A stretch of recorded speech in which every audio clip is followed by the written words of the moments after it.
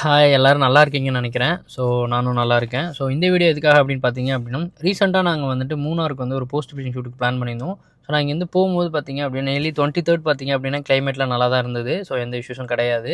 So நாங்க அங்கே போய் ரீச் ஆனதுலேருந்து லைட்டா மழை பெஞ்சுட்டு இருந்துச்சு. ஸோ அதோட நம்ம ஃபோட்டோ ஷூட் பண்ணிட்டு தான் இருந்தோம். பட் நெக்ஸ்ட் டேவே பார்த்தீங்க அப்படின்னா, ரெட் அலர்ட் குடுத்துட்டாங்க.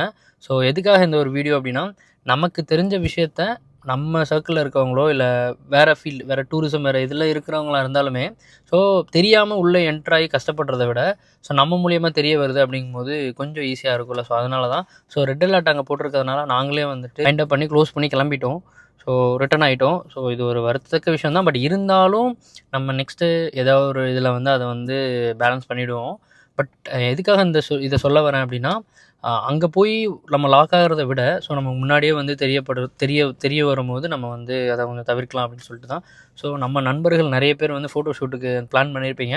ஸோ கண்டிப்பா இப்போதைக்கு ஒரு 25லேருந்து ஒரு 5 டேஸுக்கு வந்து ரெட் அலர்ட் குடுத்துருக்காங்க கேரளா ஃபுல்லாவே.